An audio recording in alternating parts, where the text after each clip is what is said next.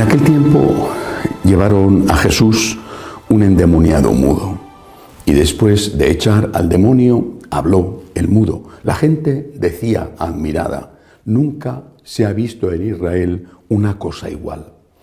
En cambio, los fariseos decían: este echa a los demonios con el poder del jefe de los demonios. Jesús recorría todas las ciudades y aldeas enseñando en sus sinagogas, proclamando el evangelio del reino y curando toda enfermedad y toda dolencia.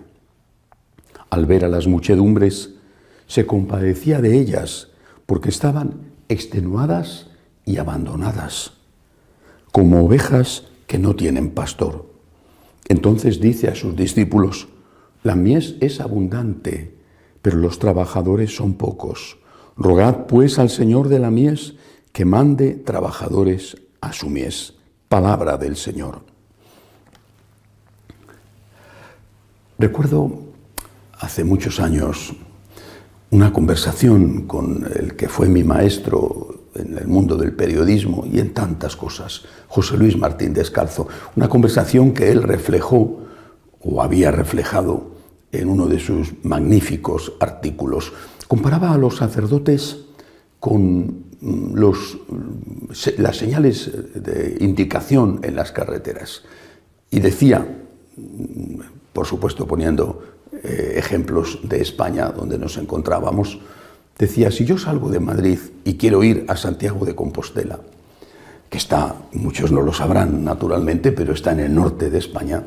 Si yo salgo de Madrid y quiero ir a Santiago de Compostela y me encuentro con la señal indicadora que me indica por aquí, Nacional 6 en este caso, por aquí, y voy recorriendo confiadamente ese camino y hago kilómetros y kilómetros y kilómetros, y resulta que después de muchos cientos de kilómetros, en lugar de Santiago de Compostela, he llegado a Sevilla, que está en el sur de España, me han engañado.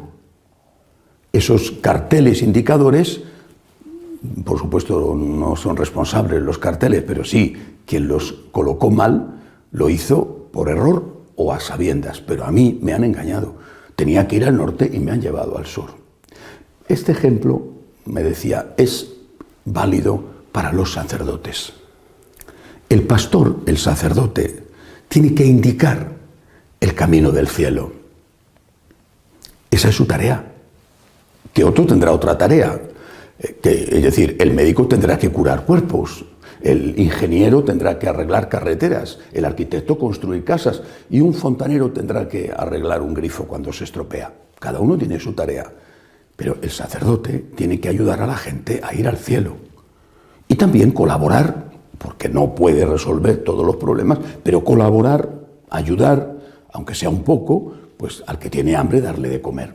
Bueno, pero su primera misión, lo que nadie puede hacer por él, es ayudar a la gente a ir al cielo.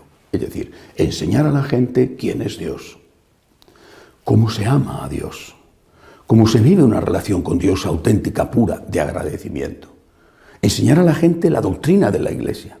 Si el sacerdote, como un mal cartel indicador, te indica, te dice, por aquí se va al cielo, y te está mandando al infierno, entonces es un mal pastor.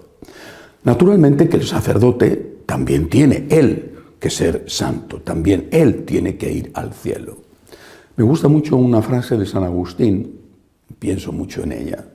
Cuando ya nombrado obispo de Hipona, decía a sus diocesanos que le habían elegido obispo en contra de su voluntad, decía a sus diocesanos: yo soy pastor para vosotros, obispo para vosotros, y soy cristiano con vosotros. Es decir, tengo que enseñaros el camino del cielo, yo tengo que recorrer ese camino. El sacerdote es un bautizado. Tiene que recorrer el camino de la santidad, él personalmente, porque Dios le va a juzgar por eso. Pero una parte de su tarea, no la única, pero una parte de su tarea es enseñar a la gente a ir al cielo. Soy pastor para vosotros y soy cristiano, bautizado con vosotros. Yo tengo que también intentar practicar lo que predico, pero tengo que predicar.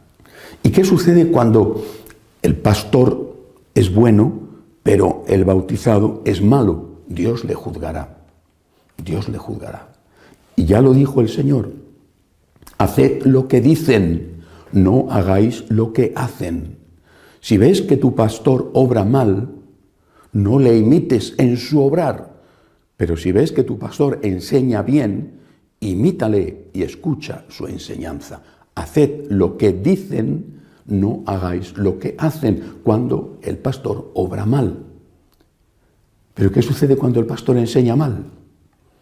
Cuando el pastor dice, por aquí se va al cielo y te está mandando al infierno. Cuando te dice esto no es pecado, por ejemplo. No pasa nada, haz lo que quieras, dale gusto a tu cuerpo. ¿Qué sucede? Entonces, ¿cómo se defienden las ovejas? Jesús nos preparó para afrontar los malos pastores en su comportamiento, pero no en su enseñanza. Haced lo que dicen. Y cuando lo que dicen está mal, es muy difícil para el fiel, para el laico, discernir, porque no tiene formación y porque hay una tradición que tiene un sentido válido y lógico y que quizá tiene que revisarse en nuestros días, de que lo que diga el señor cura va a misa, decimos en España. Es decir, si lo dice el sacerdote, Recientemente una mamá en Alemania, una franciscana de María, me contaba, tiene una hija de 15 años, la niña, porque aún es una niña, ha ido a la parroquia a hablar con el sacerdote católico, por supuesto.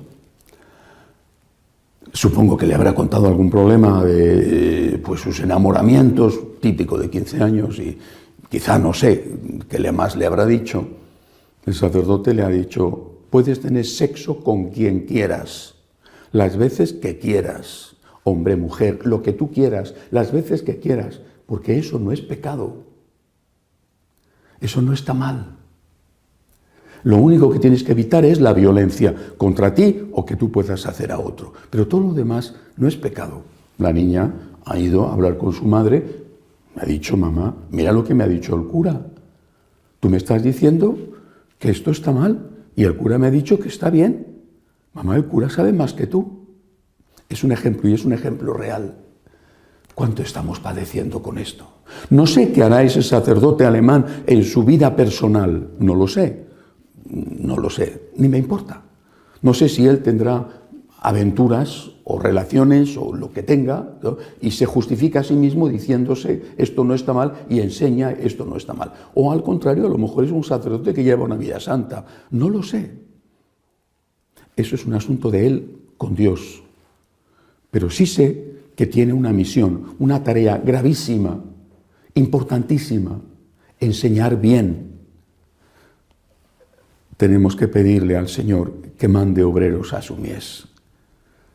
Que haya jóvenes que digan, aquí estoy, Señor, para colaborar contigo en la salvación de los hombres, aquí en la tierra, y para llevar a los hombres, contando con tu gracia, a llegar a ir al cielo. Pero estos jóvenes tendrán que ser bien formados y no deformados, como sucede en algunos seminarios. Porque entraron buenos, entraron con las mejores intenciones, de familias católicas, incluso con una vida de piedad seria, honesta, que habían vivido en su casa. ¿Y después qué sucedió? ¿O qué ha sucedido años después de estar ordenados? ¿Cómo les han educado? ¿Cómo les han formado? ¿Cómo les han destruido para hacerlos a su vez destructores? Rogad pues al dueño de la mies que mande buenos obreros a su mies, a ser posible sacerdotes sabios y santos, pero al menos que el indicador de la carretera nos indique cómo ir al norte cuando quiero ir al norte y cómo ir al sur cuando quiero ir al sur, cómo ir al cielo y cómo no ir al infierno, y no que nos confunda y que nos engañe. Que así sea.